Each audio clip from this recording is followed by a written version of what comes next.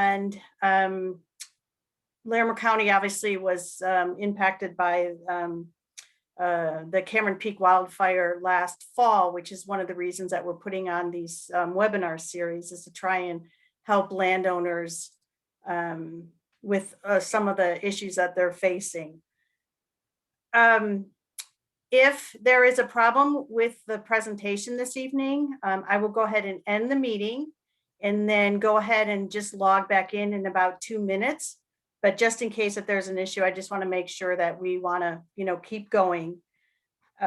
Please, I'm going to ask everybody if you could turn your cameras off and your mics off and keep those off. That will just keep any kind of distractions from our speaker this evening. What we're going to do is we're going to enter questions into the chat, and that chat is going to come directly to me.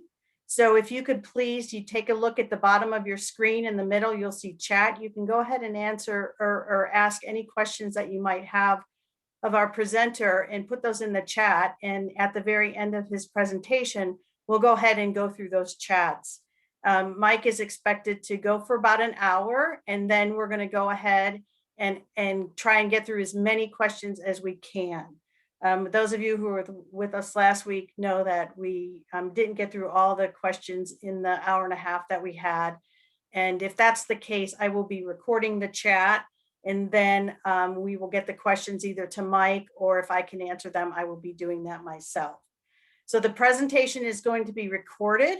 Last week's was recorded as well. I will be sending this out, the recorded last week's presentation and this week's presentation. I will be sending those out by the end of the day tomorrow, so you can look for those presentations, the recorded presentations. With that, again, I welcome everybody, and I'm going to go ahead and introduce our speaker.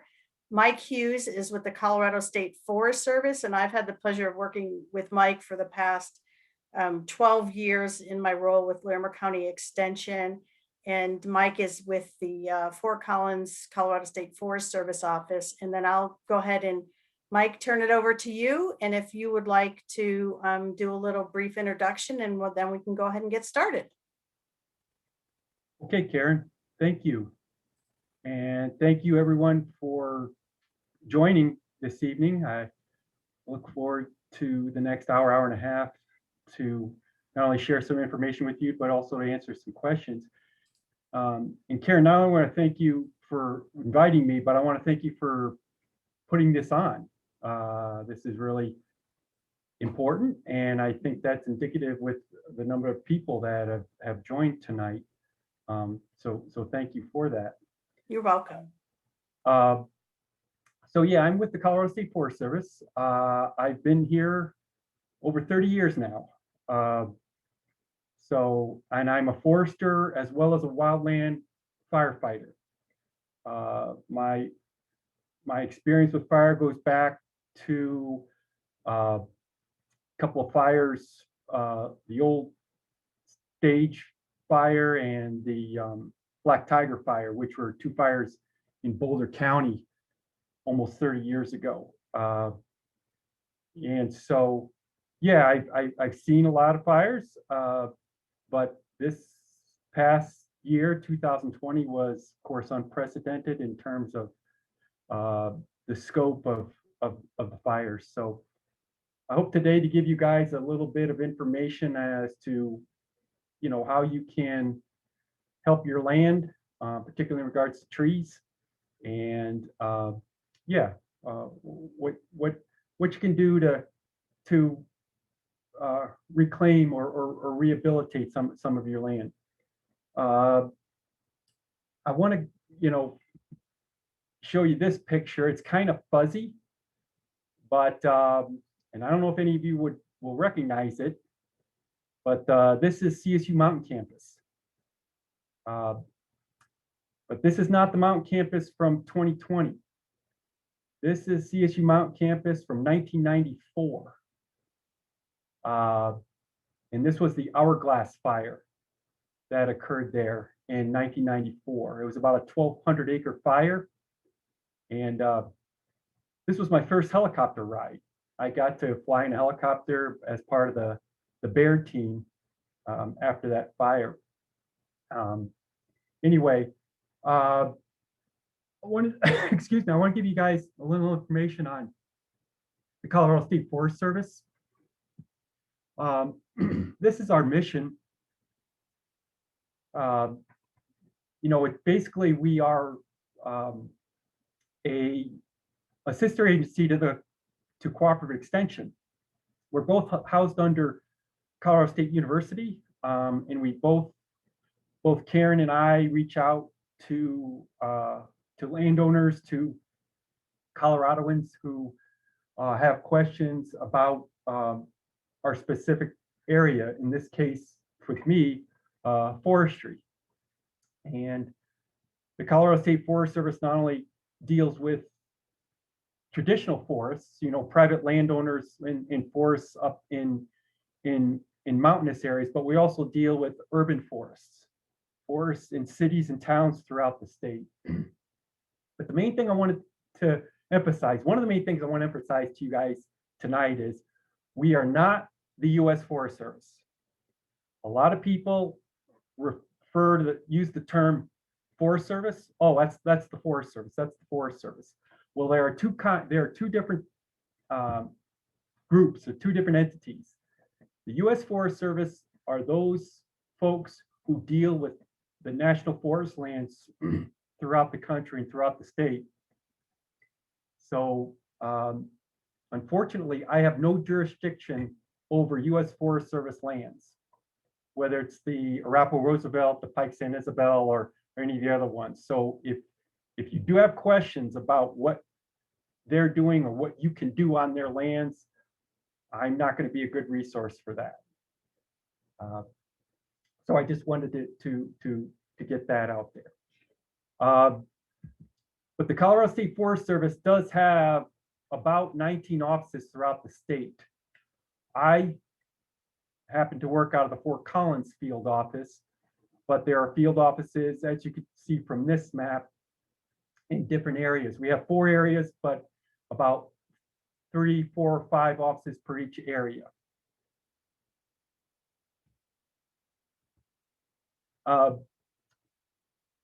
I'm showing you guys this slide because I wanted to also say, before I get into the meat of the presentation, is that I am sympathetic to all of you who were adversely affected by any of one of the fires in Colorado here in 2020. And this picture actually was taken from the Hyde Park fire just a few weeks after it was contained. And I wanted to tell you guys that I do sympathize with you, but rest assured that the worst that your property looks is right now. And to remember that literally we're only a few weeks away from green up. And trust me, when April and May happen, you will see green. It may not be as much green as you experienced in previous years, but you will see green. And I believe it'll be more aesthetically pleasing than it was right after the fire and even up until now. I know the Cameron Peak fire. Now, Karen and I mentioned this.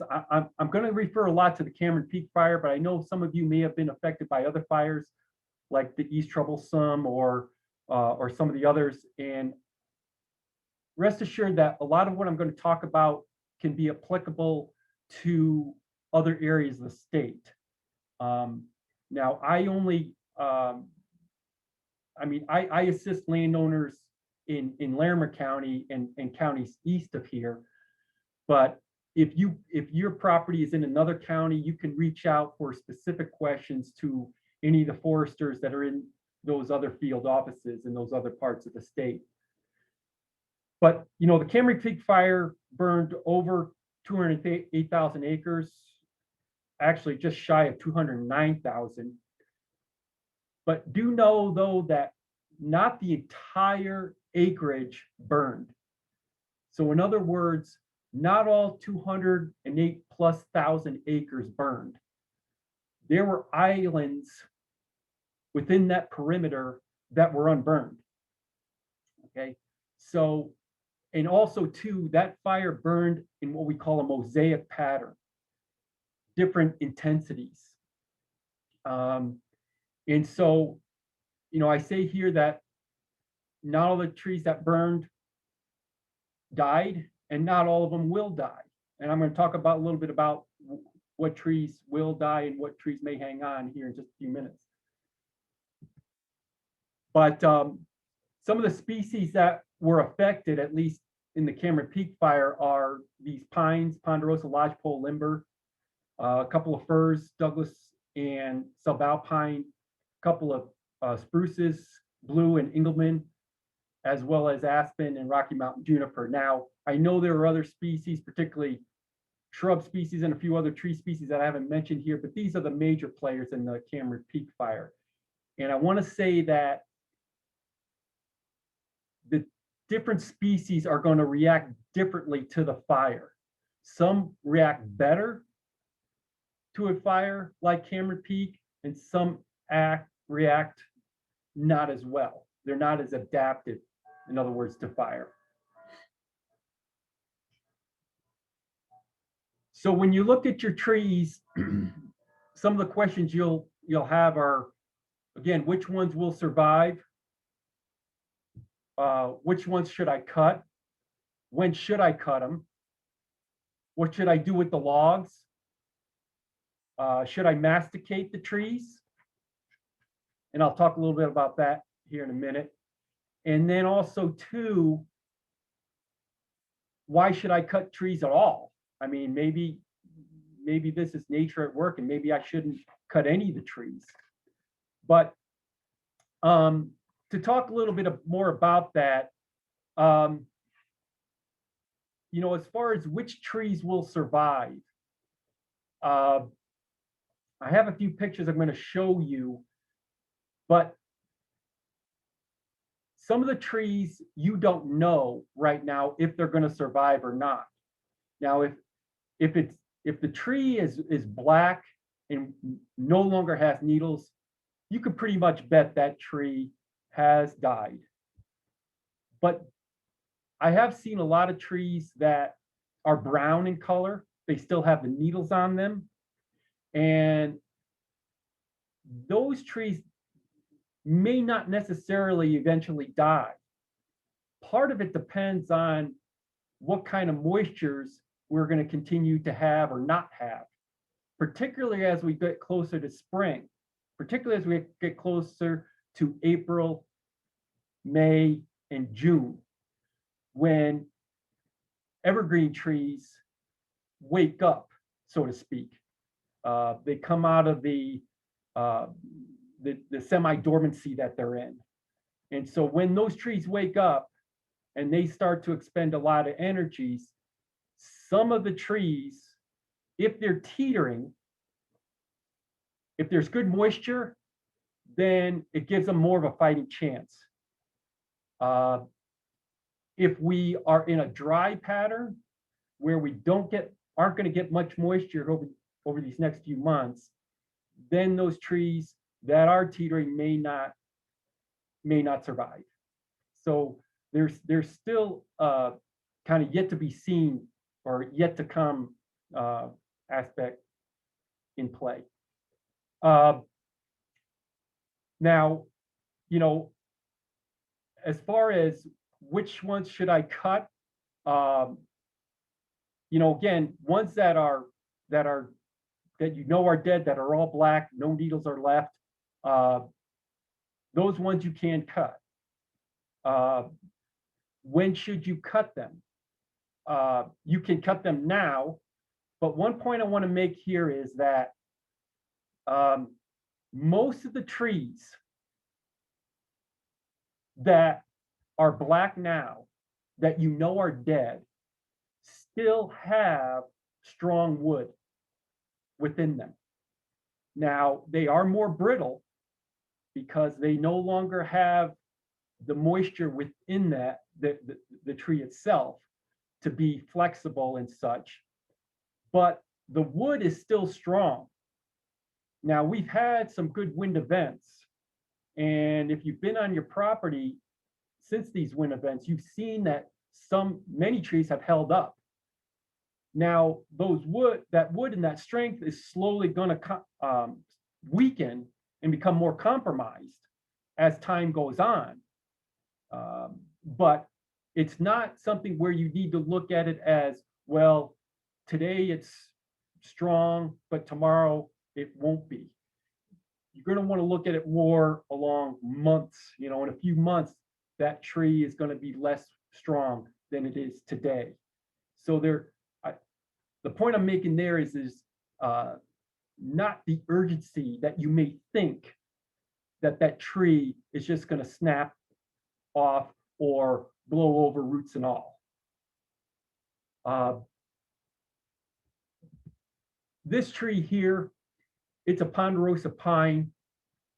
And I wanted to show you this one because this is a tree that this tree should probably be addressed sooner than later. Now, not a lot of the trees that I've seen in the Hyde Park fire are like this, where the fire sat at the base of the tree for a while, and it actually burnt in through the bark into the wood, where now the base of the tree is less than what it once was. And you can see that from the slide. So that is a hazardous tree. And that should be one of your, if you have any trees that look like that, that should be one of your first priority trees to cut. But like I say, most of the trees that I've seen, they're black, but they didn't go into the bark or into the wood like this. This picture I took just a few days after the Cameron Peak fire went through an area called the Crystal Mountain area. Some of you may be familiar with that area. We have a state land section up there that we manage. And like I say, this was literally just a few days after the fire came through.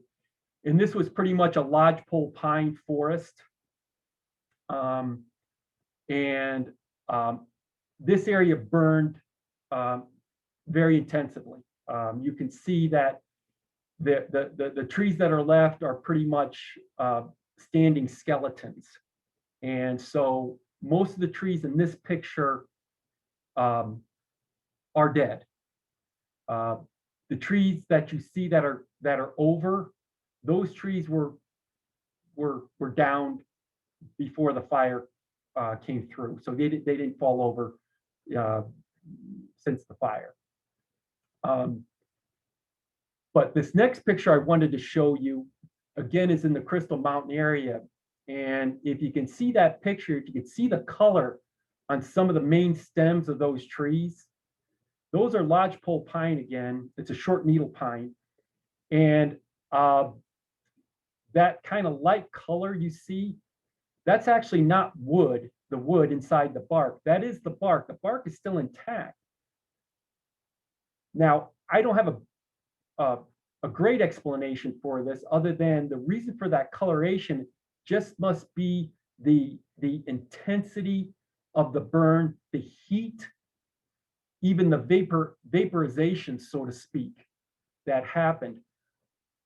I couldn't tell you how hot the temperatures were, but my feeling is that to turn a tree, the bark, that color, the temperatures must have been really, really hot in that particular area on that particular day. Now, this is an aspen stand. And again, the fire went through here, but it didn't go through as intensively, because you still see some white bark. That is the true white bark of the aspen stand. And so the fire didn't turn color, the tree's color. So aspen, lodgepole pine, those trees respond well after a fire. And what I mean by that is what I've seen post-fire in previous fires like Hyde Park and Crystal Fire and some of the others, I've seen a lot of natural regeneration from aspen and lodgepole pine. And so, they respond differently than, say, spruce or some firs will. And again, I'll talk about that here in just a minute.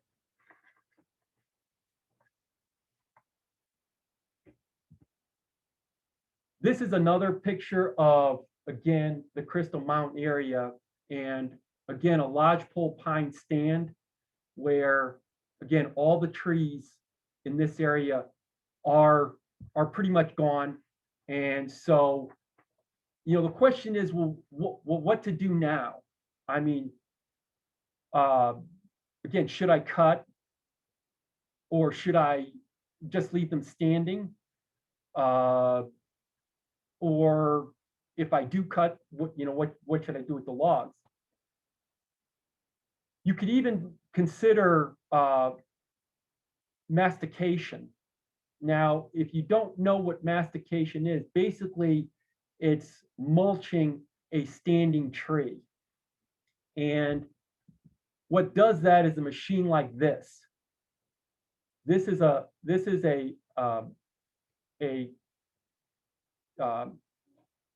not an excavator, but a backhoe type of equipment, track hoe, and at the end of that arm is a mulching head. And so some of the people up, this is a picture of the mulching head, and some of the people up in the Crystal Mountain area have already started masticating some of their trees, and that is an option. Now, if you don't want to look at the trees from an aesthetic standpoint and see the black gloomy type look it has, then you might consider doing this. It is a lower cost option, and it is a way to treat the entire tree, not having to worry about the branches or slash or the logs. But as I mentioned, as far as the next forest, some of the areas will regenerate naturally fairly well. Like I say, aspen will, because aspen, as many of you may know, grows from a root clone. And so what happens is, in most fire regimes, that root clone does not die off. It does get killed back, and it does get stressed, but you'll see this spring a lot of new sprouts pop from that aspen clone. Same thing with shrubs like Mount Mahogany or Golden Currant. You'll see a lot of shrubs come back from their root systems. And then similarly, lodgepole pine. Now, lodgepole pine, you've heard, is a tree that has evolved with fire, and it needs fire to open up its pine cones and disseminate the seed, the pine seed. Now, that's not totally true. What the cone needs is heat. It needs heat to open it up. So in some areas, in some open areas where the sun hits those cones, in absence of fire, some of those cones still may open up and that seed come out of those cones. So yes, fire helps, but it's not that 100% you need fire to open up lodgepole pine cones. Now, another tree that he's evolved with fire is ponderosa pine. Ponderosa pine looks somewhat like lodgepole, but ponderosa pine is a long needle pine. And what those long needles do when it comes to fire is those long needles actually insulate the buds that are at the end of the branches. So when it comes to the question of will my tree survive or not, if it's a ponderosa pine, and let's say maybe it's brown in color, or it's got a few patches of green, but it's got some brown, chances are that tree may still survive. The telltale sign will be this spring.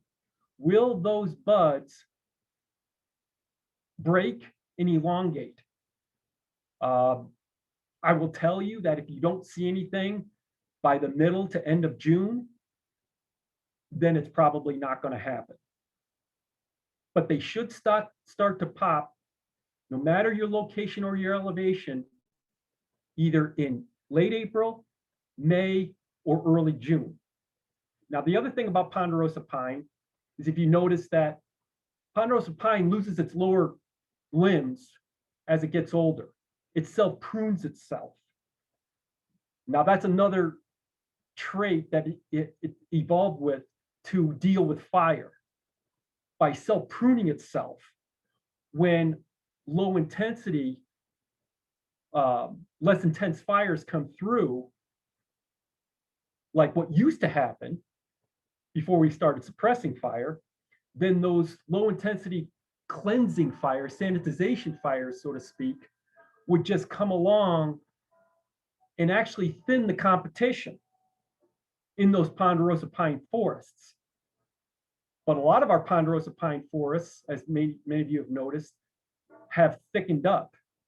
Those low intensity fires have not come through and thinned those forests.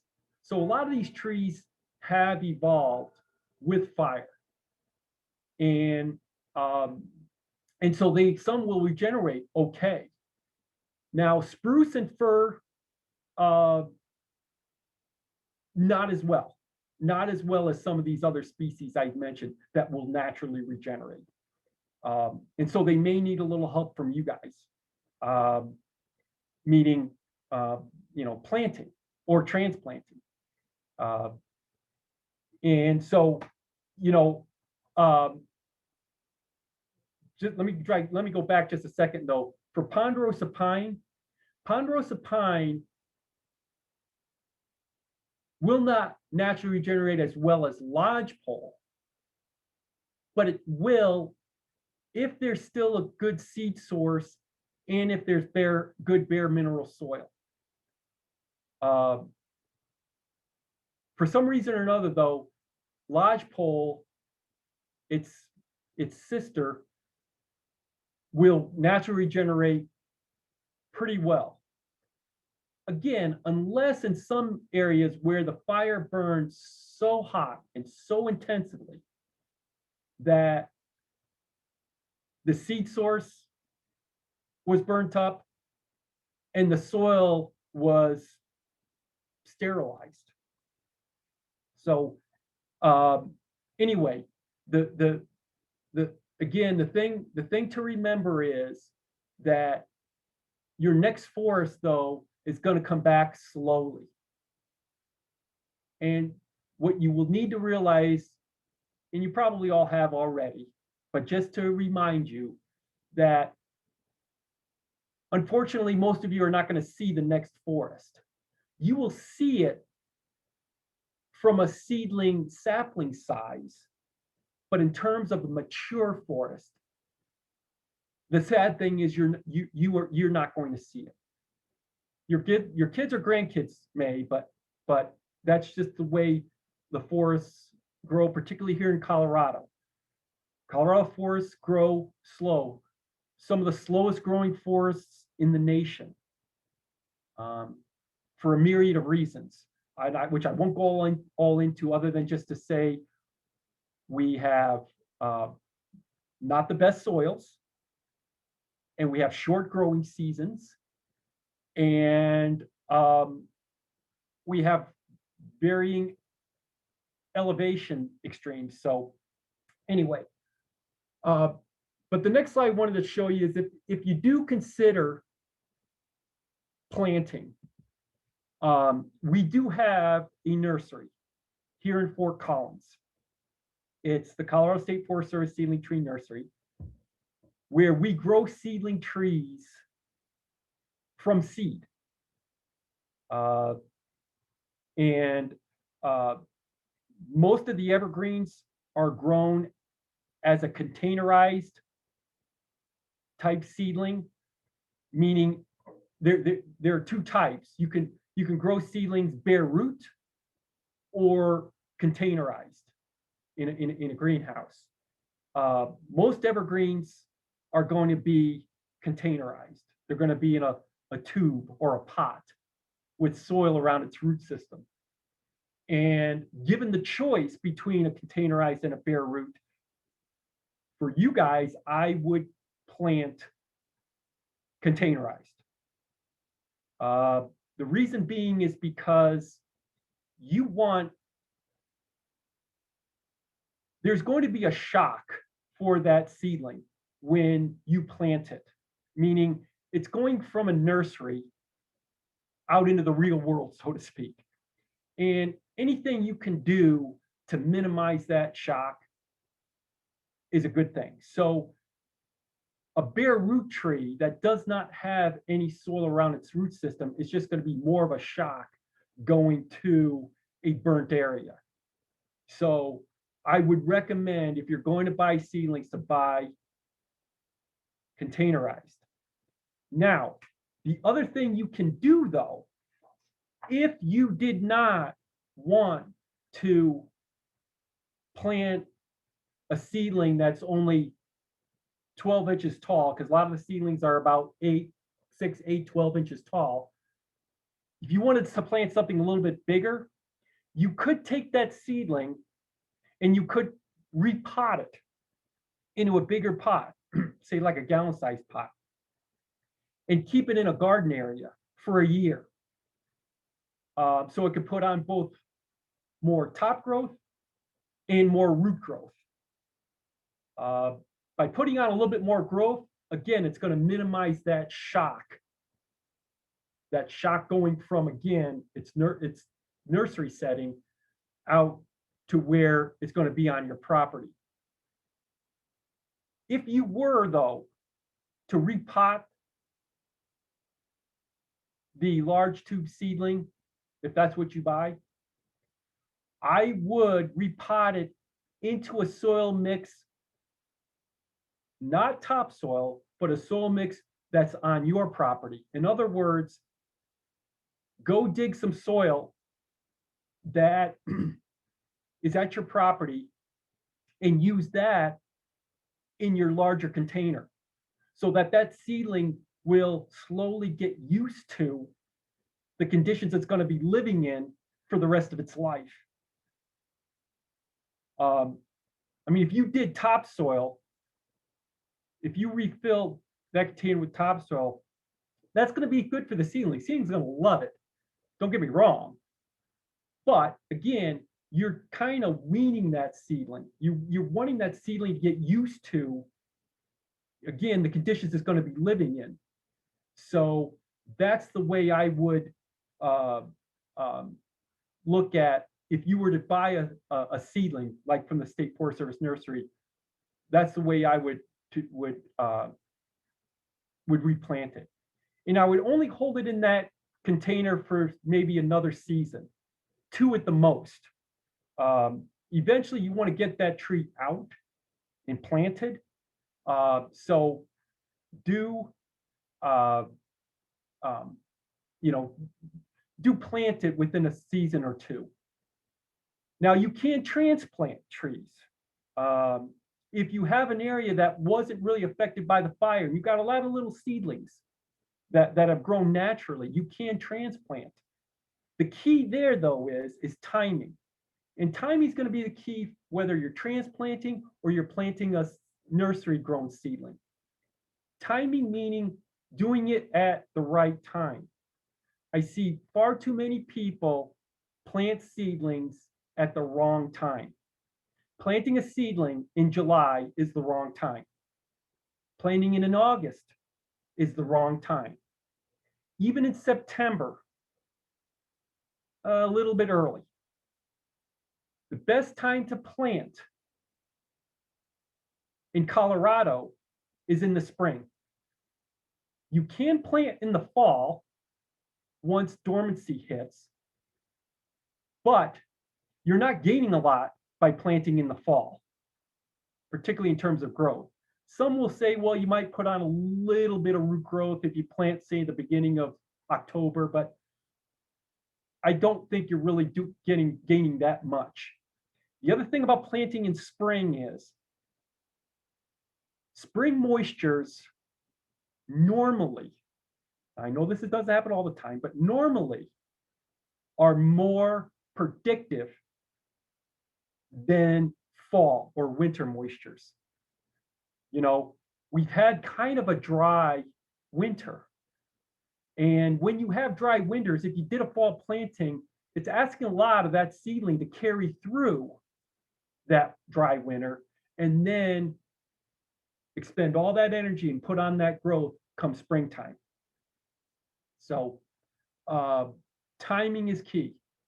The other thing about transplanting is if you transplant and you do it by hand, the smaller the better. Because you want to dig enough of that root system to be able to support that top once you've transplanted it. So I normally say do not transplant anything taller than about knee or hip high. If it's taller than your knee, where your knee or your hip is, then chances are you're just not going to get it by hand digging. You're just not going to get enough of that root system. You want to try to dig it with the soil intact around the root system as best as possible. I know some of that soil will fall off a little bit, but if you could have like some burlap or something that you can wrap that transplanted tree in as you're moving it, excuse me, then all the better. Before I go to the next slide, I wanted to point out here though that on the nursery's website, if you go to the resources tab, there's a book called the Buyer's Guide. That Buyer's Guide is pretty good. What I mean by that is it gives good information about the elevation preferences for seedlings. So if you're wondering, well, what trees should I plant on my property? First thing I'm going to tell you is plant what was there before. Do not try to deviate too much in species. There's a reason why there was ponderosa pine on your property before. You know, maybe some Doug fir, but mostly ponderosa pine, because that's the tree that grows best on that site. If you try to say to plant something like spruce, particularly like Engelmann spruce, at a 7,000 foot elevation, chances are that tree's not going to survive. It doesn't like that area, that elevation. So that Buyer's Guide, if you refer to it, if you go to the website and you click on, it's a booklet, it's a PDF booklet, it will tell you more about the good elevation ranges for each species. So the next slide, though, I wanted to show you guys is that I'm not going to go into this too much, but it's how to plant containerized seedlings. I wanted to give you an idea of the size of the seedlings. So if you see the person's hand there, that's the size of a lot of these seedlings, okay? And I will tell you, because again, this is a common misconception, that the bigger the seedling, the better. So, you know, I want to see a nice, tall seedling. That's okay, but you got to remember that the most important part of that seedling is its root system. If that tall seedling doesn't have much of a root system, that tree's going to struggle. A good root system with a decent top is best. It's called root to shoot ratio, and I'm not going to get all into that, but rest assured that the root system for that tree, that seedling nursery tree or that transplanted tree, is key. So how am I gonna get survival? How am I gonna get the best survival no matter, what species I choose? First of all, you got to choose the right location. And what I mean by that, folks, is you may have a piece of land now that is almost a bare landscape. And know that the environmental conditions now on that piece of land are going to be harsh for a little while. And so putting a seedling tree there can be hard on that seedling. So you want to choose little nice kind of microclimates. And what I mean by that is choose areas that are in the shade of something that's on the property, like in the shade of rocks, or in the shade of a stump, or in the shade of some shrub that didn't maybe get totally consumed. Planting a seedling in that area will help it. If you walk your land, and I just walked around some of those pictures I showed you, I just walked around Crystal Mountain area. You can see in some areas where the snow has melted already, but in the shadow of some of these spots, like rocks and stumps and shrubs, there's a little patch of snow that's still there because either the wind or the sun has not melted it off. Those would be key areas to try to plant your seedlings, your new trees. Again, choosing the right species is going to be important. The other thing is the right time. Again, like I said, you want to plant trees in the spring or maybe the fall, but preferably the spring, and you want to do it early enough in the spring before that seedling starts expending a lot of energy. When is it expending a lot of energy? When that bud and that candle really starts going. So again, for most of you, that's going to be May and June, particularly late May and into June. So now some of the soils right now are frozen, but once they start to thaw, if you can get a shovel or something in the ground, there's no time that's too early to plant a seedling. In other words, if you planted, let's say, 1st of May, and then all of a sudden we had a bunch of snow, a ton of snow, or we had a big drop in temperature, that's not going to kill the seedling. The seedling will be okay. The soil will insulate that root system enough. The other thing is, and again, this causes a lot of mortality, and that is handling of the seedling. What I mean by that is, I see a lot of people purchase seedlings and they're not ready to plant. It's like, oh, I can't get these in the ground for a while. And so they let that box of seedlings sit for weeks, I dare say even months. And the longer you wait, the more of a chance you're taking.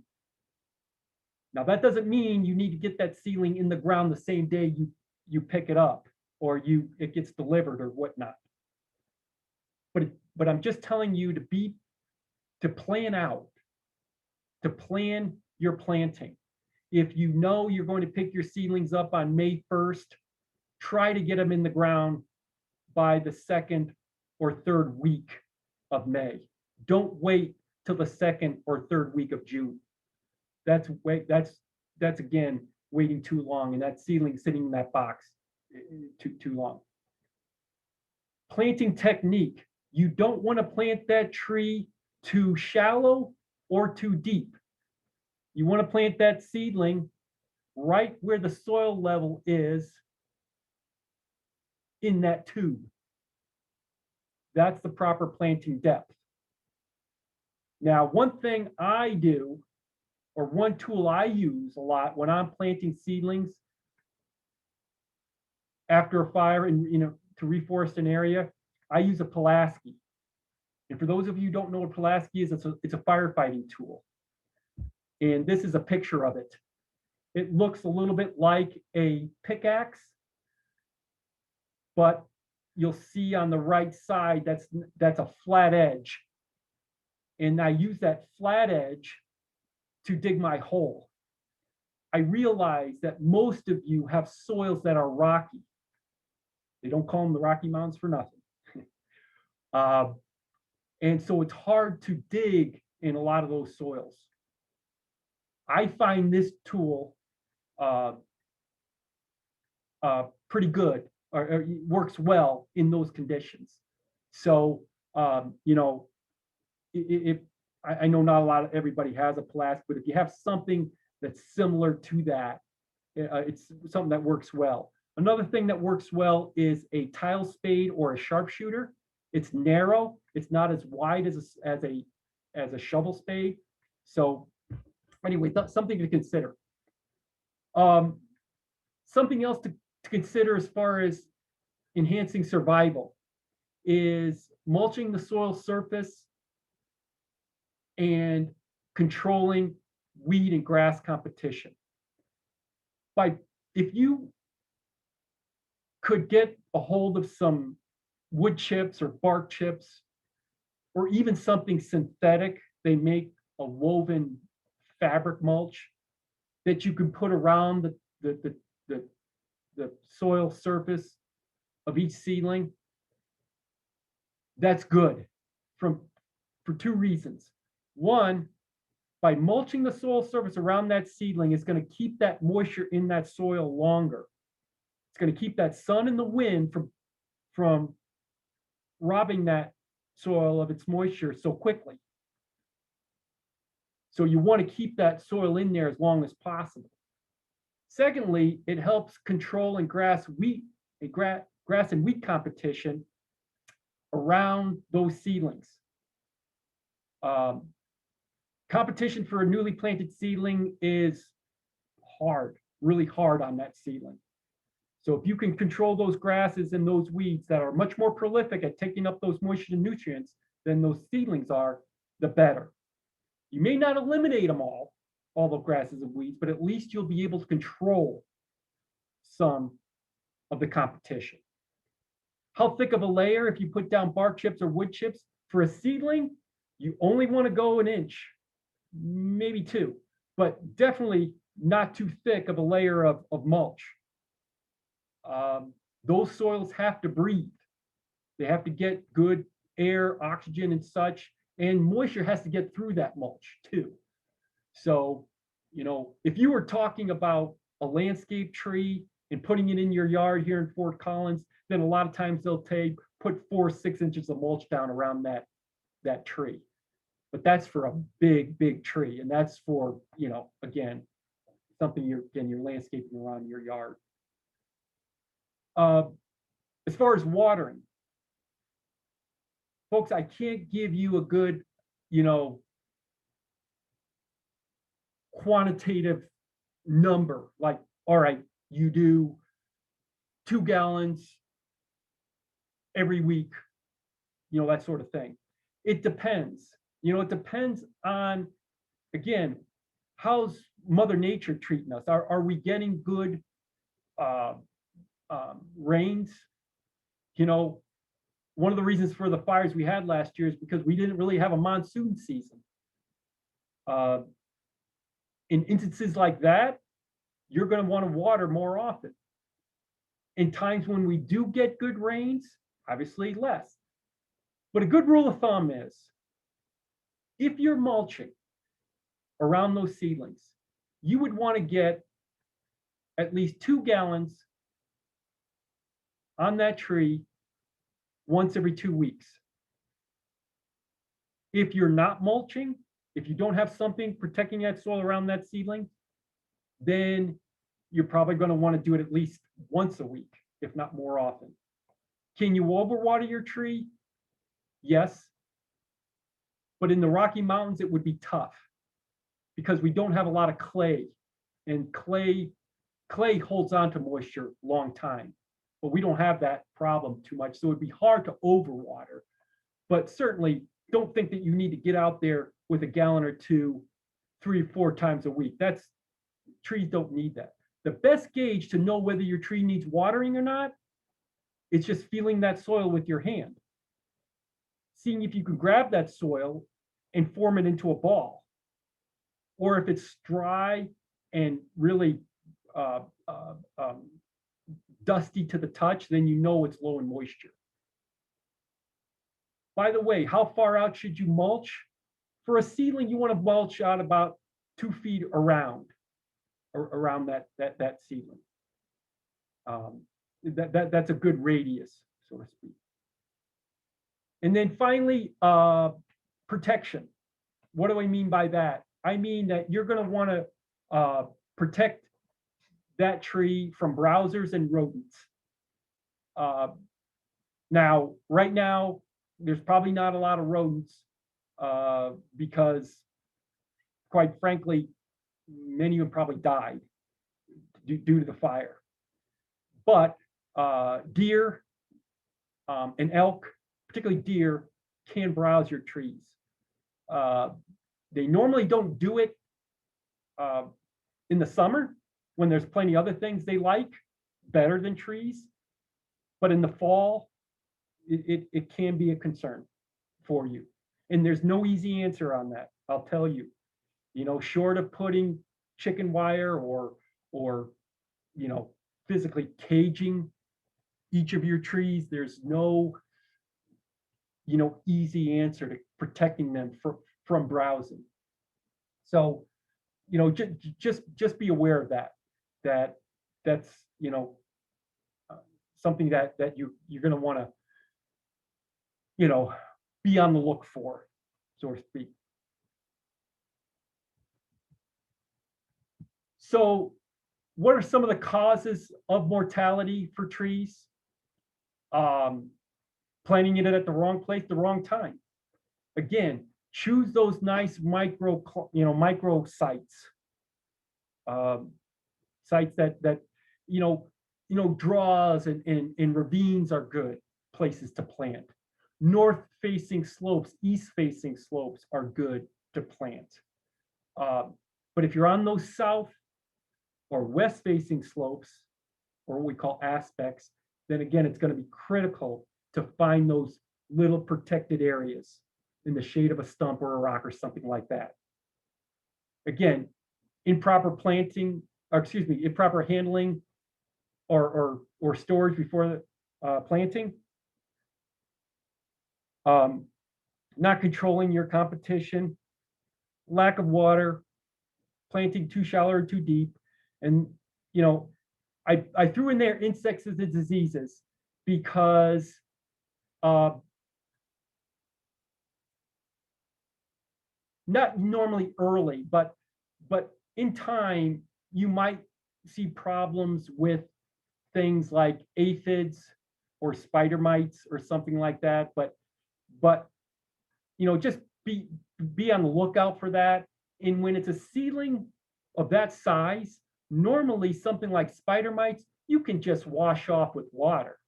You just the energy of the water, just washing them off, can help. But normally seedlings won't have, in those first years won't have too much problem in regards to insects or diseases.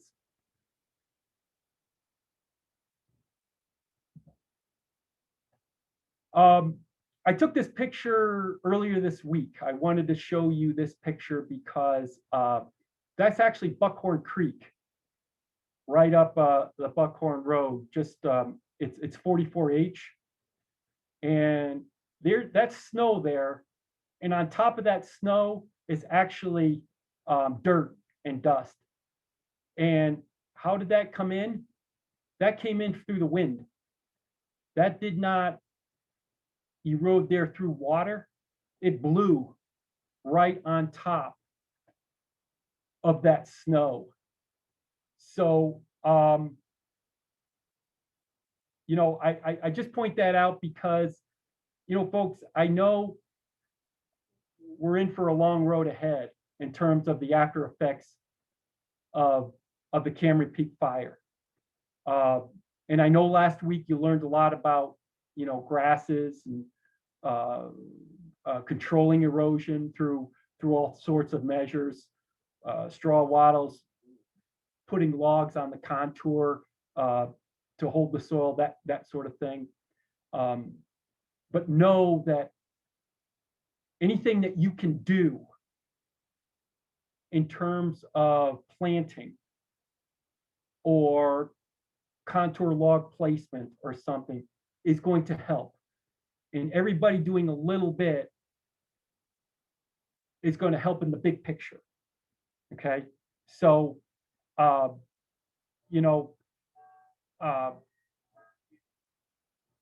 plant seedlings, transplant seedlings, cut trees. I didn't talk about this. I'll talk about just for a second here because I'm almost at 6:30. If your question is, well, Mike, why should I cut the tree? Why not just let them stand? If they're not going to fall over and block my driveway or block the road or fall on top of a structure or anything like that, why not just leave them standing? You can. That's a viable option. And I actually would encourage you to not cut every tree. I would actually encourage you to leave some standing dead trees, particularly larger standing dead trees. The Division of Wildlife, or the Colorado Parks and Wildlife, they actually, in any kind of forest situation, like to recommend 3 to 4 snags per acre. A snag is a standing dead tree for wildlife, for cavity nesters, for raptors that perch and things like that. So leaving some standing dead isn't all that bad. But here's the thing to think about. Your next forest. You want your next forest to come up from seedling stage to sapling to young tree to mature tree. And you want it to come up in somewhat of a clean environment. What I mean by that is, if you leave all the trees in your forest, let's say you had a thick forest and you leave all those dead sticks standing, well, they're eventually going to come over. They're going to fall over. It may not be this year. It may not be in 3 years. It may not even be in 5 years. There are Douglas fir trees from the Hyde Park fire that are still standing. And here we are almost 9 years later. But even those trees are going to eventually fall over. And so what you don't want is you don't want a jackstrawed mess and your seedlings coming up through that kind of a mess, a forest. So yes, I would encourage you, if your trees are dead, to cut some. Again, for the consideration for the next forest. That's me and my son back in 2013. He's in high school now. He's definitely not that small, but we were replanting seedlings at Collard Ranch, which is a ranch just south of Stowe Prairie School. So we did it the spring after the 2012 Hyde Park fire. And if you could see from that picture, I planted that seedling in the shadow of that rock. And so anyway, and you could see too in the background how some of the trees, or a lot of the trees, were cut, and some of them were stacked in piles and such. So again, that new forest is going to grow up in somewhat of a more cleaner environment. My last slide is, again, another picture of my son and I. with my contact information. I did want to purposely leave a half hour, till 7 o'clock for questions, because I know there'll be a lot. This was a lot to cover in just an hour. But know though that you can reach out to me through email or phone with your questions. I will tell you that if you call me, your chances more than likely you're going to get my voicemail, because I'm just not here at the office a lot. Even in the winter, I do quite a bit of winter forestry. But you could call and leave me a message, and I will get back, or email. I will do site visits too, but I'm hesitant on saying that only because I'm probably going to not get there as quickly as you want. I can tell you this, if you want a site visit and you're looking at the next, say, 2 to 3 weeks, I can't do it. My schedule is such that I don't have that time. But anyway, that's my contact information. So Karen, I'm gonna throw it back to you. If you could go ahead and we can start going through some of the questions in the chat. I'll do my best to answer them. Yeah, absolutely. Thanks, Mike, so much. That was so good. You provided so much information, a lot of information that I've been asked over the past number of months. And I think this is going to be really helpful for a lot of folks. So thank you for the reality of what people can expect and the real positive outlook that you provided when you first got started. So thank you so much. Sure. Let's see.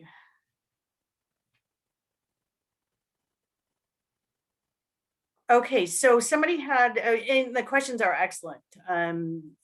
Since a wet spring will help some trees survive, can you hand water a few selected trees enough to influence their survivability? Sure. Again, any water that you can do to help, any watering you can do to help Mother Nature is going to help. I do know that some of you, it's going to be hard to do that.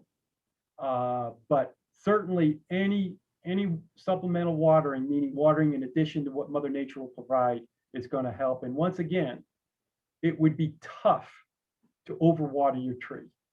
But with that said, don't think that you need to get out there every day or even every other day. Trees are tough. Even seedling trees can be tough. Good. And I think for some people, the reality of doing that frequently is going to be really hard. Yeah, so definitely. So mulch and pick that right spot for those trees too. Good advice. Early on, you were talking about the growth of ponderosa, seeing that. So, if somebody's trying to determine whether they think their tree may have died or not, and you talked about that early growth in the springtime, were you just talking about ponderosa pines, or could other types of trees that were in the burn area exhibit that same type of growth early in the spring? No, I should have explained that better. No, any tree really. Okay. I guess ponderosa would be the kind of the strong one, because they've come a long way with fire. But even the firs and spruce and such could still get that growth, even if it's a little discolored. So definitely don't be in too much of a rush to cut down all your trees or cut down lots of trees. Wait and see what trees may pull through. And two, a nice wet spring is good, but what we really want is a pattern of good moistures. This summer, this fall, nothing too bad. I mean, if you remember after the Hyde Park fire in 2013, we had the September 2013 flood. We don't want that. But a nice kind of sustainable, steady pattern is good. And, you know, some of my colleagues have said to me, Mike, don't wish for too much moisture, because too much can be bad. And along with that, just real quick, getting a lot of snow these next couple of months, and then going from, let's say, winter to summer, that's not a good thing either, as you know. We don't want a fast snow melt, particularly on these bare soils. A nice slow snow melt would be a lot better. Good. All right. Thank you. A question came in about soil sterilization. So can you answer this? How do you determine if soil is sterilized after the fire? Yeah, it's called, well, one term you might heard of is hydrophobicity. Mhm. And that's when a layer has formed in the soil. But that layer does not necessarily need to be at the surface. It can be a few inches deep, but it's a layer that is formed that's somewhat impermeable to moisture, where the moisture almost kind of rolls off. Now, soil might go through the first inch or two, but it won't go much deeper than an inch or two.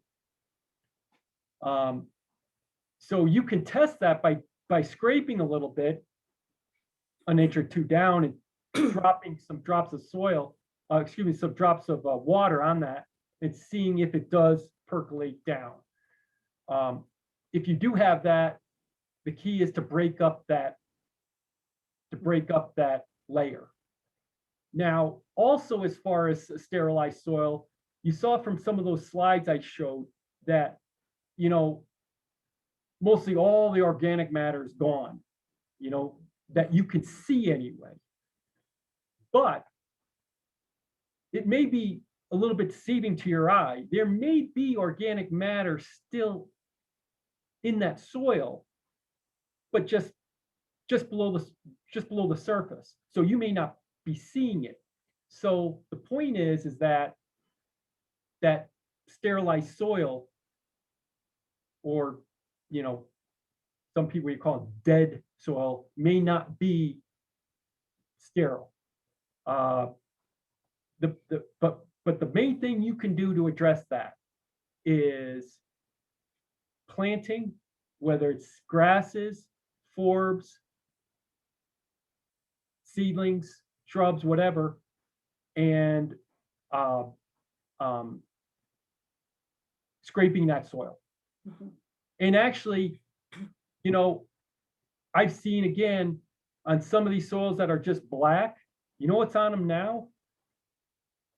Are needles, are brown needles that have come off.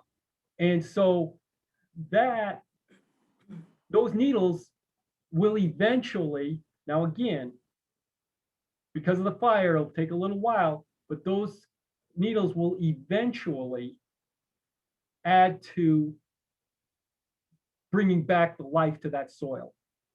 Mm-hmm. Great, thank you. You mentioned using burlap when transplanting trees. Did you mean that you can use burlap to replant the tree around the root system?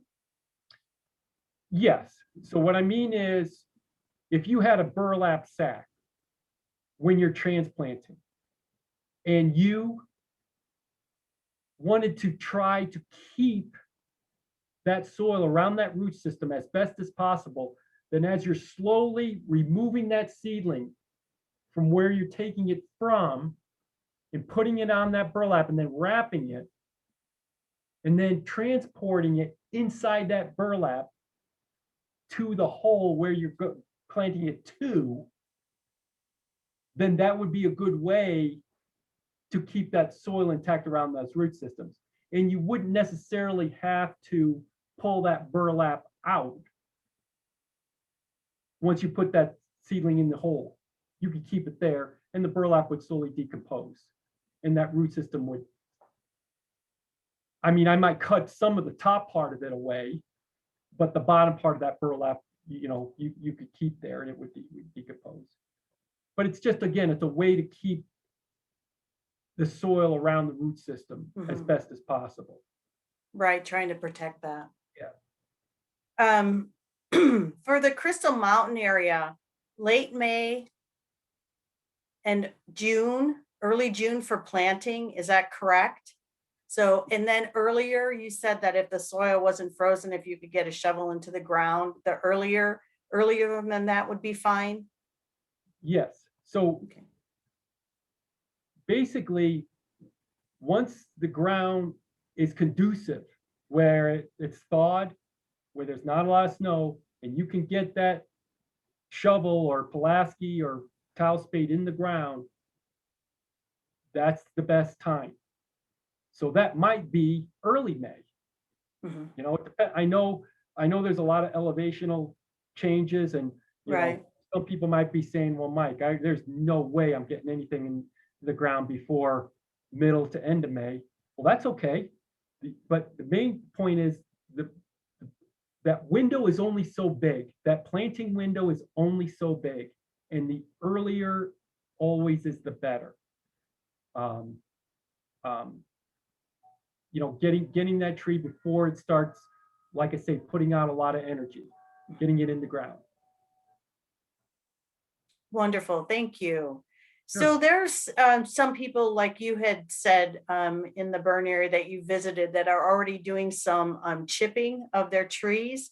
Yeah. Can you use fresh wood chips Yeah. as your mulching material? It doesn't have to be aged. It can be what they're actually chipping now. Yes, you can. You wouldn't want to use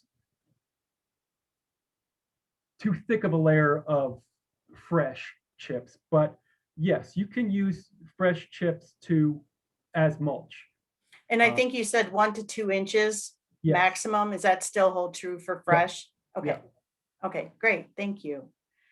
Somebody has a question about what to do with the wood, or what to do with the trees that have been cut down. What do you do with that wood? Do you have any recommendations? Well, I know this, not a lot of people want it as firewood because even though it would be fine firewood, it really would, but not a lot of people want it because of the soot. Just handling that black soot. So using as much as you can for contour log placement would be good. And I will say that if you use logs and you place it on the terrain, on the contour, you want to cut, smaller is better. Smaller lengths are better. I don't mean smaller diameters. I mean smaller lengths are better.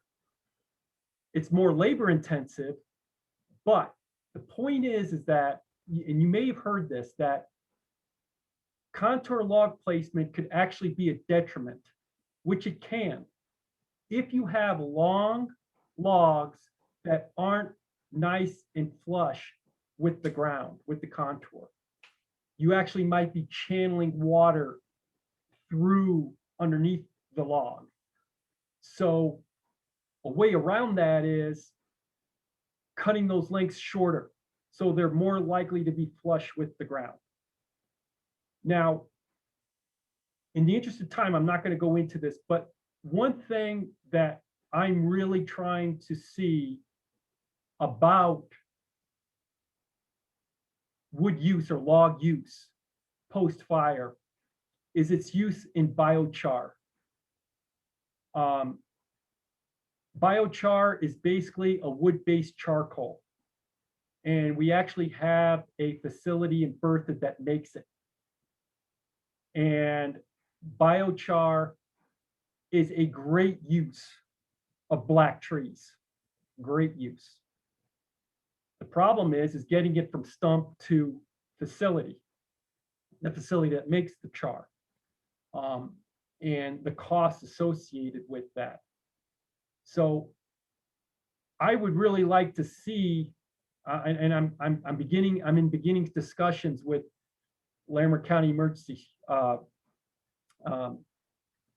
Operations of Emergency Management about, rather than cutting trees and mulching them, which is fine to do. Don't get me wrong. It's fine to mulch a tree, or it's fine to find some use as a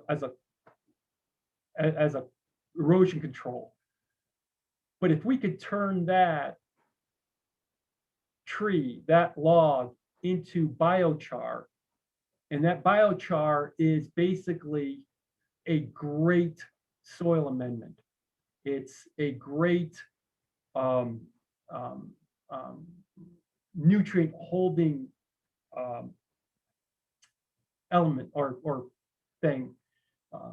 If you have any time, guys, I would encourage you to Google biochar and Google Amazon rainforests. The indigenous people centuries ago knew the value of making charcoal out of wood, crushing it up, putting it in soil. Well, some of the char you want to make now, you want to mix with another organic element, organic regime. But what it changes a soil to, the productivity that it makes to a soil is really incredible. So look up biochar when you get some chance, and also as it relates to the Amazon rainforest in South America, because it has been proven that those rainforests are only there because of the biochar that they grow on. Interesting. Thank you. Yeah. Okay, so our next question has to do with the growth of a ponderosa pine, for example. And I know that there's a lot of factors that influence the rate of tree growth. But can you is there just an estimate that you could help someone understand about what they could expect from a seedling ponderosa pine tree growth per year? Okay. I'm not going to sugarcoat this. I'm not going to tell you that, in,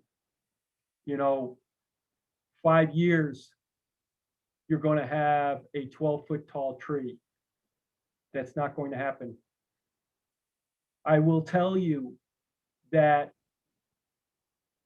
in 5, 6 years, if you have a tree that's 3 or 4 foot tall, consider it good.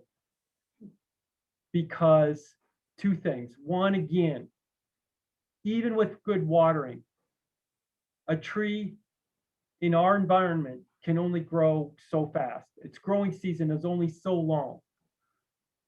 But secondly, the tree wants to put on, the first thing a tree, particularly an evergreen tree, wants to do is put on root growth. And you don't see root growth. That's obviously underground.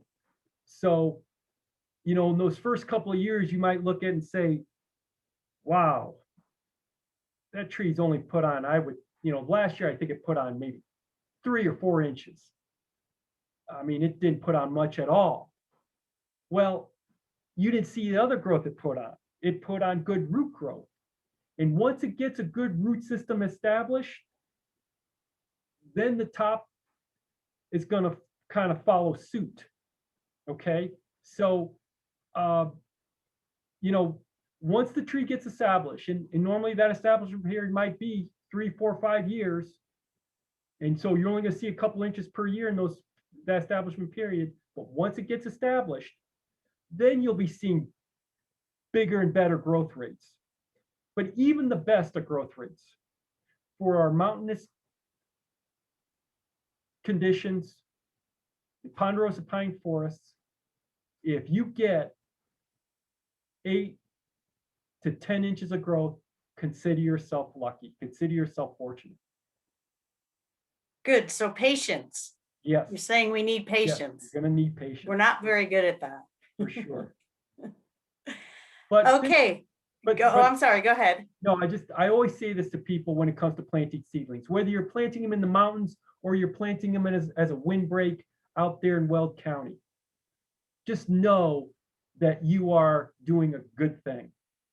It may not be so much for your enjoyment, but as you know, your kids and your grandkids are going to enjoy it. So Good, think of it great. that way.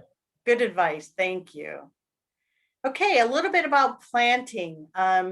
So this individual read that it was good to plant small groups, 6 to 12 trees per group, about 100 to 150 feet between the groups. Is that recommended in the Cameron Peak burn area? So, and I suppose that could hold true, you know, in any of the other burn areas as well, but this individual is just from Larimer County here. I've heard that, but I'm going to again be honest with you. I don't know that is a benefit or not. You know, the idea of planting them in groups so that they can be kind of their own community, own protected community sort of thing, so to speak. In theory, sounds good, but I don't know. I really don't. I would say I would suggest that when it comes to seedling placement, the first thing I would look for, again, are those microsites, those individual sites. If in those sites you could put a grouping, great. But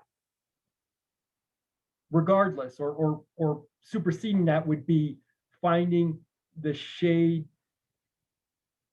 in the shadow of that rock, that stump, that mahogany shrub, again, that wasn't all burned up or something. That's going to be, I think, the most important as far as placement in spacing. The location, absolutely. Yep. Early on, you had talked about the piece of equipment that comes in, the mastication equipment. And I believe that you had said that that's definitely recommended on some of the trees that are on property. Pros and cons of that. Well, the pros, again, is it's fast and it's least cost. Now, you know, in terms of cost, you know, when it comes to post-fire rehab or really forestry of any kind, it's expensive. You know, planting trees, cutting trees, thinning a green forest, it's all fairly expensive work. But proportionately, masticating or hydro mulching trees is not as expensive as, you know, going in there and hand felling and placing tree logs on contour, or chipping whole logs through a mirror or more bark chipper or something like that. That's when it gets more expensive.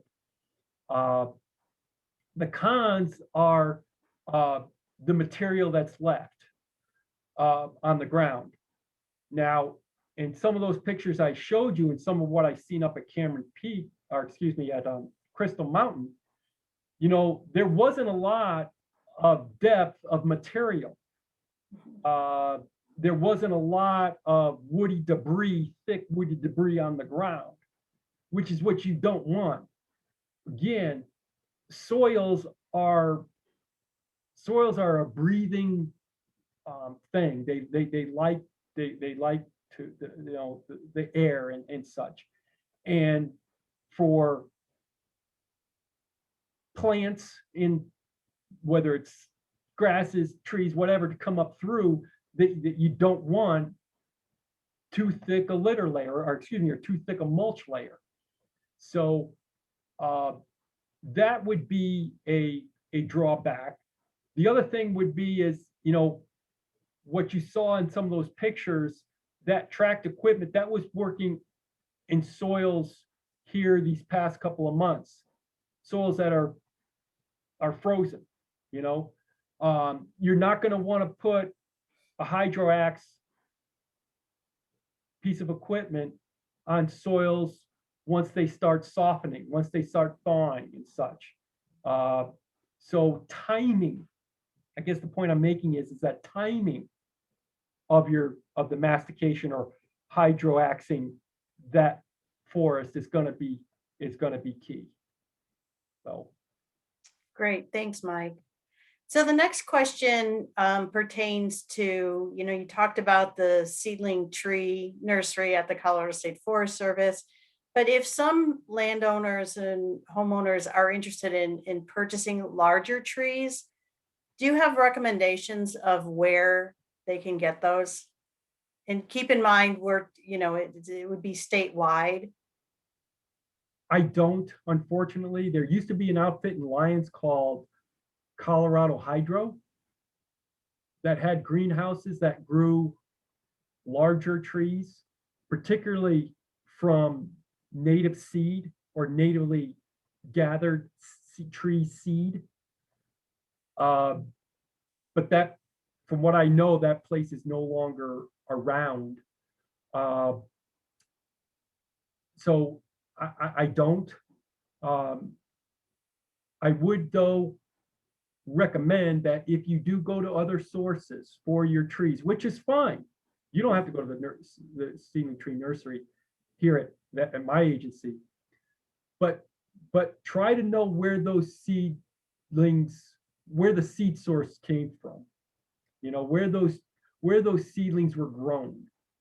And I only mention that because, you might find at Home Depot a nice gallon pot tree, like a spruce. Home Depot loves to sell spruce trees, which is fine, which is good. I mean, I like I say, I'm a tree lover, and I like whatever tree. But if that tree was grown in Central Texas, asking it to survive in Estes Park, Colorado, I think is asking a lot. So, and one other quick thing on that, I know our State Forest Service nursery right now is out of a lot of species, and that's because they start to take orders in the 1st of November each year for spring planting. But just keep that in mind, that if you have to wait a year, that next year you want to get in there this November, 1st of November of 2021 for your spring planting of 2022. Good. All right. Thank you, Mike, so much. I think we're right at the top of the hour. So whatever questions that I wasn't able to get to and ask Mike, what I'm going to do is I'm going to record the chat, and then I will send those questions to Mike, and then he could follow up with you when he has time. I do apologize that we weren't able to get through all the questions. I would have been really surprised if we would have. It's so many people have so many different questions. So with that, Mike, I want to thank you so much for providing a great deal of knowledge that I know a lot of people will be able to take with them when they start to take a look at their landscape and what they want to do. So there was a lot of very valuable information. I really appreciate you taking the time to visit with us. You're welcome, Karen, and thank you all for joining. I'm really glad you participated, and I hope it was helpful. Great, thank you, and good night, everybody. Just a reminder, I'm going to go ahead and hopefully tomorrow send the recording out from this evening and then last Thursday evening, so you'll have both of the recordings. And if you have any questions, you'll have my contact information, and I'm happy to visit with you as well and direct your questions to folks that can help you if I'm not able to help you. So thank you all so much for joining us this evening, and have a great rest of your night and a nice weekend.